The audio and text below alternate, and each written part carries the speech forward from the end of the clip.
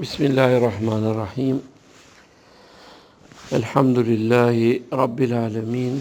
Wassalatu wassalam ala nabiyyina Muhammad wa ala alihi wa sahbihi ajma'in.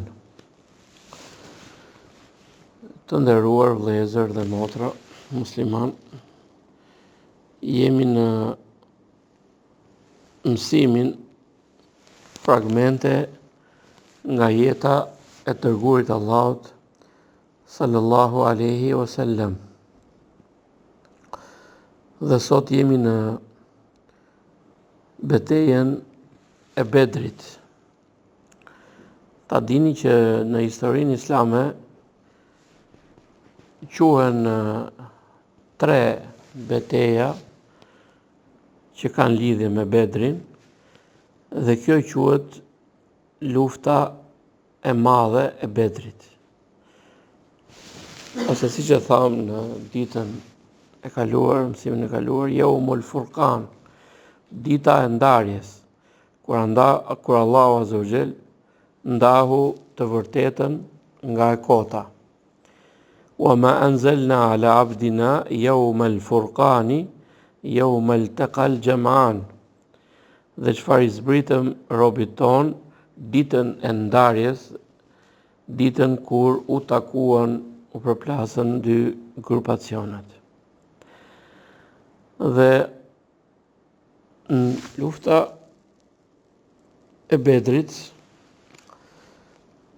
nuk ishte për qëllim që pejgamberi sallallahu alaihi wasallam të përballej me mushrikët, por qëllim ishte që të merrej karvani i ardhur nga Shami, i drejtuar nga Ebu Sufjani, me 30 apo 40 vetë. Dhe tham që mushrikët dhe besimtarët ishin në gjendje lufte. E tham shkakun që Allahu i madhëruar i lejoi besimtarët në këtë fazë tjetër të luftonin, pasi i ishte bërë padrejtësi, ishin nxjerrë nga shtëpiat e tyre, ishin torturuar në mënyrë çnjerëzore, ishin vrarë, dhe pasi emigruan në Medinë, Allahu Azza wa Jall i lejoi të luftonin me jo besimtarët. Dhe pasi u mor vesh lajmi i karvanit, pejgamberi sallallahu alaihi wasallam i urdhroi besimtarët që kishin gati kafshën dhe të dilnin, dhe nuk i dha rëndësi të madhe kësaj, pra nuk u përgatit në formën më të plot, sepse nuk u nis për të luftuar ushtri të rregullt, por për të marrë karvanin. Dhe dikush nga sahabët i tha dërguarit Allahut sallallahu alaihi wasallam që të merrte kafshët që i kishte në lagjen e sipërme të Medinës dhe i ndaloi. Tha jo, vetëm ai që është gati.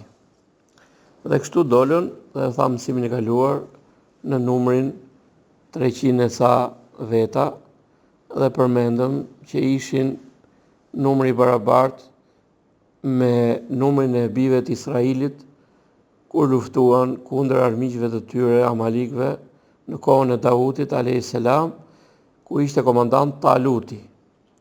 Dhe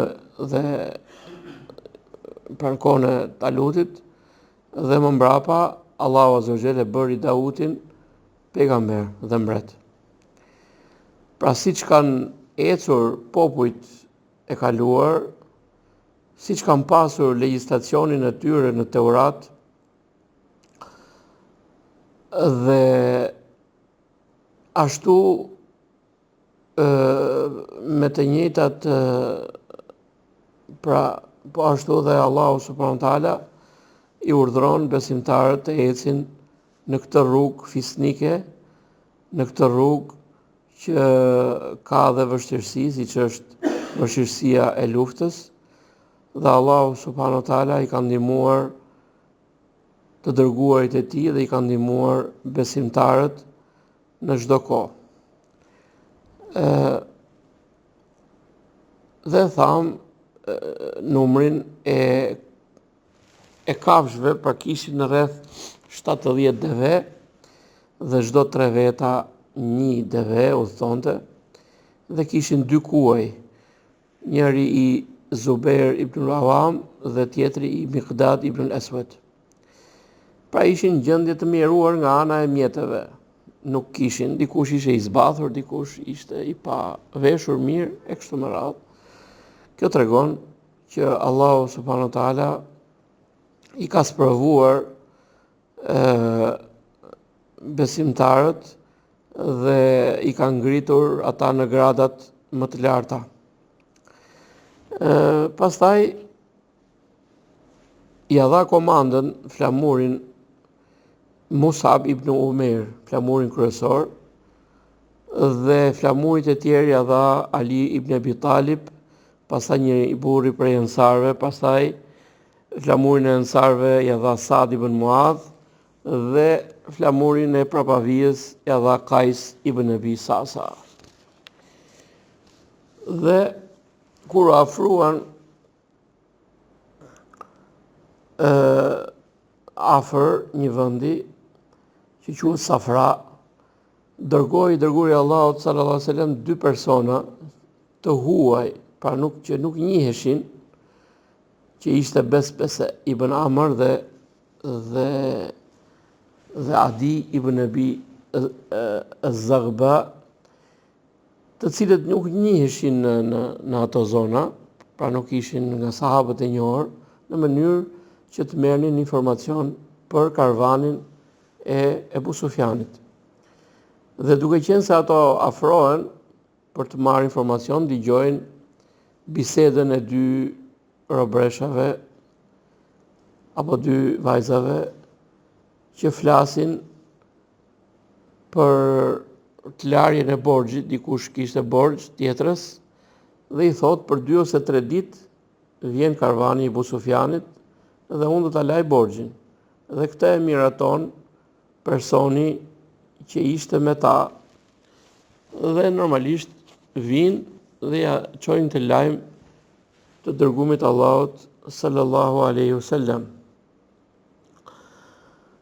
Dhe në momentin që largohen këta të 2 sahabë të nderuar, vjen Ebu Sufjani si pararoj e karvanit të tij, pasi kishte marrë vesh që i dërguari i Allahut sallallahu alaihi wasallam ishte dhe kishte qëllim karvanin e tij. Ishte njëri i zgjuar dhe njëri shumë i mpret. Vjen dhe pyet personin që ishte aty, i thot, a ke parë njëri nga shokët e Muhamedit alayhis salam? Thot, jo, nuk kam parë. Ishin 2 burra, pra nuk i njifte, ishin 2 burra ke ajo duna diku aty, dhe u larguan. Pra nuk kam parë njerëz tjerë. Shkon Ebu Sufjani dhe heton, normalisht që devet e tyre kishin bërë, pra jashtëqitin e tyre, bajkat, shkon dhe i heton ato, dhe i shikon me vëmendje, që aty gjeti mbetje hurmash arabie.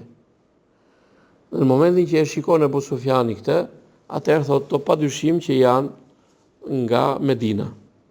Pra kjo është luftë, dhe lufta normalisht duhet të jetë shumë i vëmendshëm, sepse humbet. Atëherë çon dikë në Mekë, Damdam ibn Amr el-Ghifari, e çon në Mekë për të kërkuar ndihmë. Dhe i thret personi, i thret banorët e Mekës që karvani juaj është në rrezik. Dhe të gjithë dalin, të gjithë krerët e Mekës dalin nga Meka për të mbrojtur karavanin e tyre dhe përveç Ebu Lehebit. Ebu Lehebi dërgon një person që i kishte borxh. Në vend të atij shkon ky, kurse të tjerët të gjithë dalin në këtë përballje. Dhe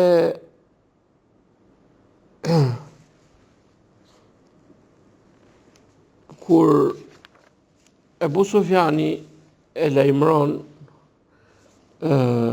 popullin për të dalë, me anë të manovrave të tij, pasi thamë që ishte njëri shumë i zgjuar, e devijon karavanin dhe e çon në krah të detit.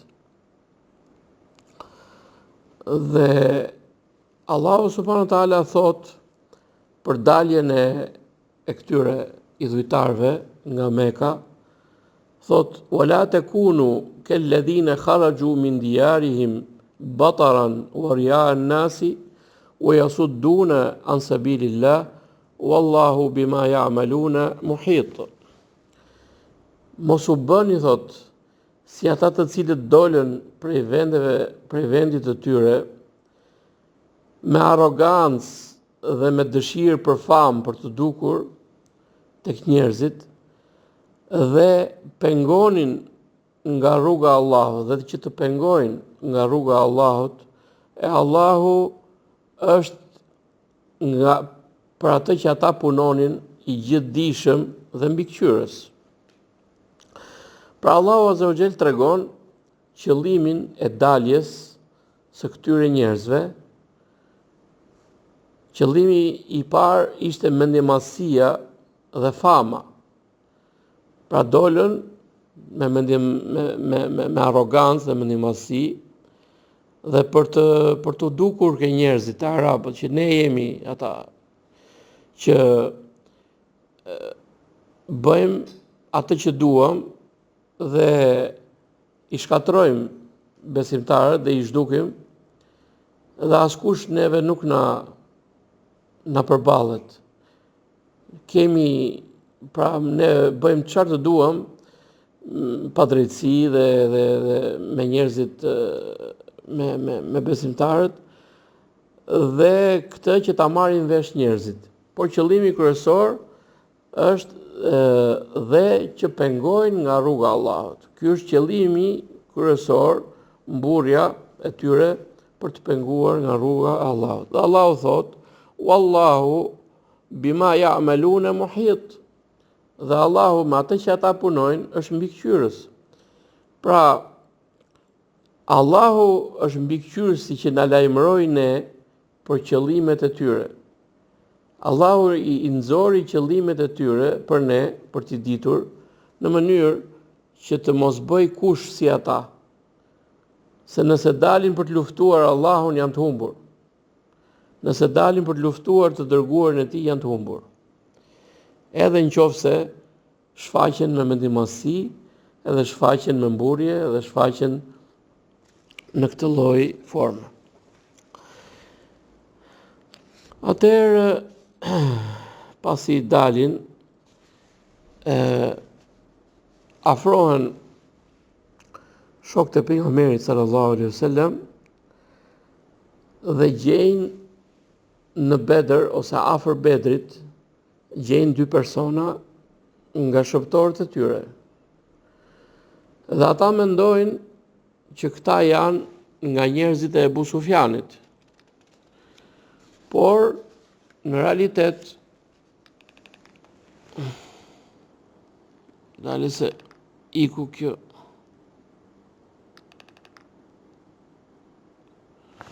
si ka mundësi.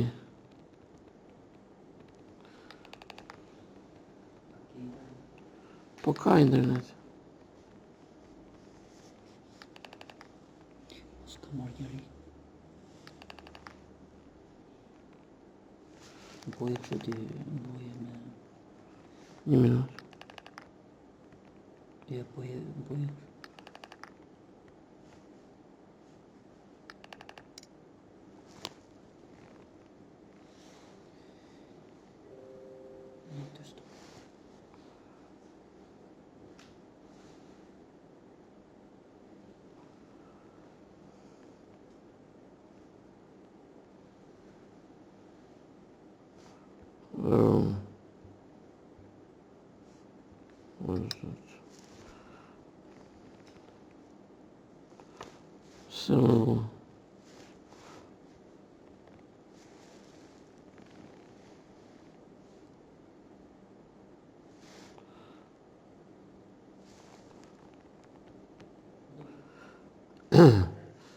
Po, tani erdhi prap, nuk e di çka ka. Se di. Vazhdojmë inshallah me leje të Zotit prap mësimin. E lam ke po. Masi filluan të pyesin këta dy shëptor, ata i thoshin ne jemi të krerëve të Mekës. Dhe besimtarët i pyesnin dhe mendonin që këta gënjejnë dhe i donin që të ishin nga njerëzit e Ebu Sufjanit. Në këtë kohë Ebu Sufjani kishte ndruar rrugë. Dhe pejgamberi sallallahu alaihi wasallam u afrua ke këta persona dhe tha këta po thonë të vërtetën. Dhe i pyeti sa është numri i tyre, tha ne nuk e dim. Atëherë i tha sa deve therën në ditë.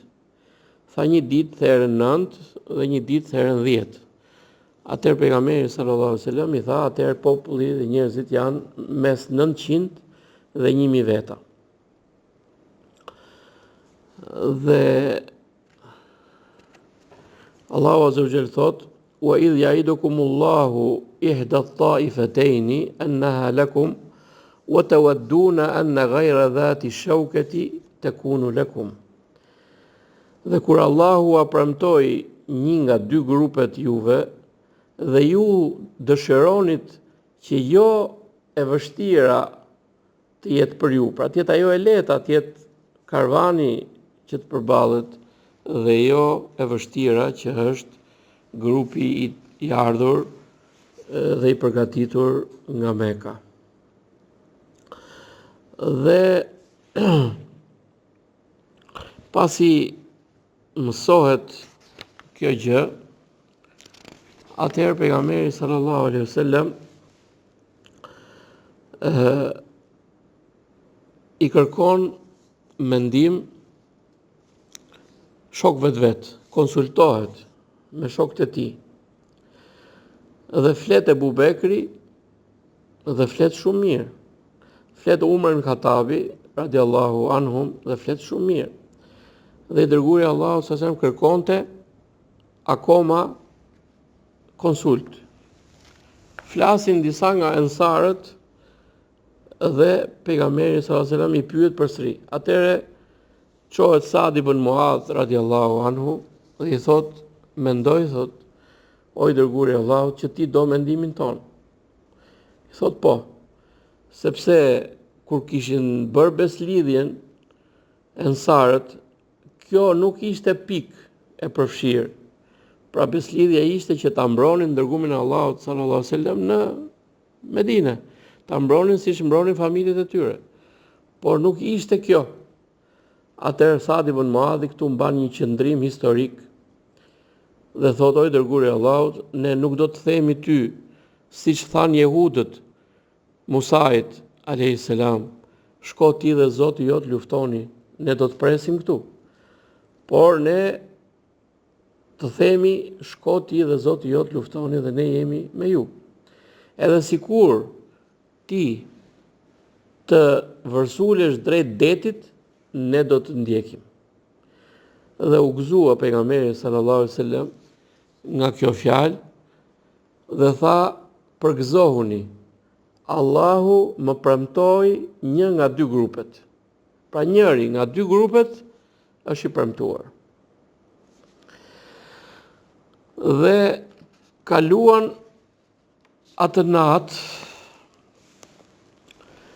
dhe pejgamberi sallallahu alaihi wasallam u fal Allahut të gjithë natën. Ajo ishte nata e xuma e 17-a e Ramazanit. Pra ky ishte Ramazani i parë i cili ishte bërë obligim besimtarve. Në këtë natë, natën e xuma të 17-ën e Ramazanit, pejgamberi sallallahu alaihi wasallam e kaloi gjithë natën në lutje, gjithë natën në namaz. Dhe thot, o Allah, këta janë Kurejshët, të cilët kanë dalë me mendimadhsinë dhe arrogancën e tyre kundra teje dhe kundra të dërguarit tënd. Dhe thot, ka ardhur transmetimi nga Aliu radiallahu anhu, i cili ka thënë: "Laqad ra'aytuna wa ma fina illa na'im illa Rasulullahi sallallahu alaihi wasallam tahta shajaratin tusalli wa tabki hatta asbah." Thot Aliu radiallahu anhu, ne thot atë ditë nuk na shihje vetëm se në gjumë, përveç të dërguarit Allahut sallallahu alaihi wasallam, poshtë një peme që falej dhe qante derisa u gdhi.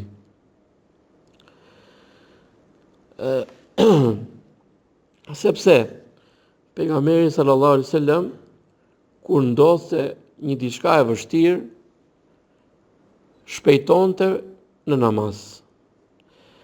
Siç ka thënë, kana an-nabiyyu sallallahu alaihi wasallam idha hazinahu amrun salla, kur pejgamberi sallallahu alaihi wasallam e brengoste diçka, u falej. Dhe e gjithë natën e kaloi duke ju përgjëruar dhe duke ju lutur Allahut të madhëruar. Dhe pastaj masi erdhi dita tjetër, i rregulloi dërguari i Allahut sallallahu alaihi wasallam safet, rjeshtat. Dhe tham që vendosi, pra çdo grup e vendosi në flamur. Dhe pastaj u kthye tek tenda bashkë me Abu Bekrin radiallahu anhu dhe filloi t'i lutej Allahut të madhëruar. Ju lut Zotit dhe i ngrinte duart në lutje duke ju përgjëruar Allahut të madhëruar, derisa i ra pjesa e sipërme e rrobës i binte në tokë. Dhe Abu Bekri radiallahu anhu ja ngrinte atë dhe i tha: "Boll, o i dërguari i Allahut, mjaft, ju lutet Zotit pasi e pa në këtë gjendje, sepse Allahu do ta plotësoj premtimin e tij ndaj teje." Dhe Allahu azza wa jall thot: "Idh tastaghithuna rabbakum fastajaba lakum inni mumiddukum bi alfin min al-malaikati murdifin." Kur ju përgjëruat Allahut dhe ai ju përgjigj juve, unë do t'ju ndihmoj me 1000 me lajke njëri pas tjetrit. Si kur donte Zoti i madhëruar i kishte ndihmuar besimtarët vetëm me 1 melek, si shembull meleku i maleve, i cili vetëm ai mund t'i shkatërronte ata dhe të tjerët. Por është urtësia e Allahut që i dërgon këto me lajke në këtë numër për të luftuar bashkë me besimtarët. Është urtësia e Zotit madh. Allahu azza wa jall dërgon 1000 me lajke në këtë betejë. Dhe ka ardhur në Sahihun e Muslimit, i thot Abu Bekri radiallahu anhu: "Ja Nabi Allah, kafaka munashadatuka rabbak fe innehu se yunjizu leke ma wa'adek. O pejgamberi Allahut, të mjafton lutja dhe përgjërimi ndaj Zotit tënd, ai do ta mbaj premtimin ndaj teje. Dhe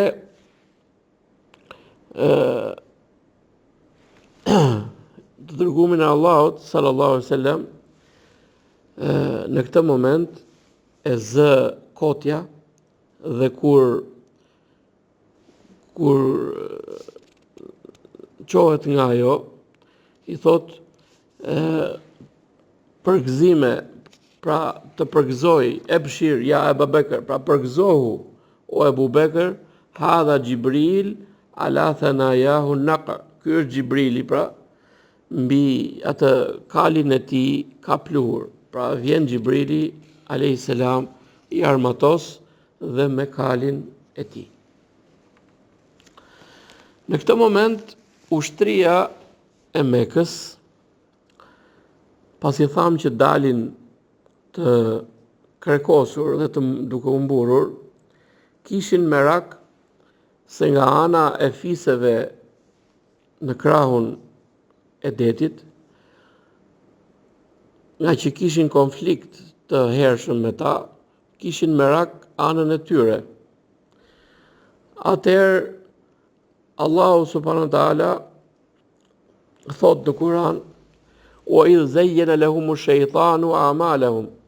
Kur shejtani u azbukuron atyre punët e tyre, wa qala la ghaliba lakum al-yawm, dhe ju tha atyre nuk ka sot njeri t'ju mposht për njerëzve, minan nasi, wa inni jarun lakum, dhe un jam mbrojtës i juaj.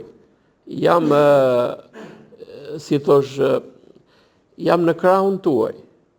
Dhe këtu ka ardhur për shejtanin i cili merr pamjen e një nga krerëve të tyre, të arabëve, që është Suraka ibn Malik, dhe u asiguron këtë. Thot, un jam gjarun lekum, un jam alat. Jam alat me ju, jam mbrojtës i ju. Pra mos u shqetësoni nga kjo, pra kishin atë merak dhe dalin. Në realitet, personi që u tha këtë fjalë ishte shejtani. فلما تراءت الفئتان نقص على عقبيه وقال إني بريء منكم إني أرى ما لا ترون. Kur u përballën dy grupet, u kthye prapsht, u zbraps, dhe tha unë shoh atë që ju nuk e shihni. Inni akhafullah, unë i friksojmë Allahut. Pra, në momentin që pritej që shejtani të luftonte me ta, ai shikon me lajket dhe zbrapset. Dhe njerëzit i thonë, o Suraka, pse po largohesh tani po na braktis? Thot, unë shikoj atë që ju nuk shikoni. Ata e din mirë që nuk mund të përballen me lajket. Dhe u larguan, u friksuan dhe i braktisën. Pra kjo është puna e shejtanit. Shejtani e çon njeriu deri në një pikë duke i frymzuar atij të keqen, dhe në momentin që ai është në momentin e vështirë e braktis. Pra kjo është natyra e shejtanit. Kështu vepron me njerëzit. Kështu që edhe në këtë rast, pasi u dha atyre fjalë të gënjeshtra, dhe ata u nisën me mendimin që janë të pamposhtur, atëherë i praktisi dhe i la vetëm. Dhe në momentin e betejës, besimtarët tregojnë që afroheshin dy veta për të luftuar dhe jo besimtari binte në tokë pa e prekur shpata e besimtarit. Sepse ishin me lajket që luftonin me të dërguarin e Allahut dhe besimtarët. Përpara se të fillonte betejë, se këtë nuk e tham, dolën tre sfidues 3 sfidus nga idhujtarët. Dhe doli sfidusi nga besimtarët, dolën 3 ensar. Atëherë i thanë atyre, ne nuk ju duam juve, jeni të nderuar, pa jeni trima që keni dalë, por nuk ju duam juve, duam nga kushërin tanë. Dhe doli Aliu, radiallahu anhu, doli Hamza, xhaxhai i pejgamberit sallallahu alaihi wasallam, dhe sahabi tjetër, se nga që kur u shkëput mësimi, miku faqe, gjithsesi, Ubejde ibnul Harith. Pra Ubejde ibnul Harith, Hamza dhe Aliu. Hamza dhe Aliu e fituan du luftimin, por sahabi tjetër u plagos dhe tjetri gjithashtu u plagos dhe e përfunduan du luftimin Hamza dhe Ali, Allahu qoftë i kënaqur me ta. Por sahabi i nderuar Ubejde ibn Harith nga gjakderdhja vdiq më vonë rrugës për në Medinë. Allahu qoftë i kënaqur me këta besimtar të sinqert. Dhe në momentin që u shtua beteja dhe u ashpërsua dhe me lajket ishin në ndihmë të besimtarëve, normalisht jo besimtarët kthyen shpinën dhe hikën me vrap.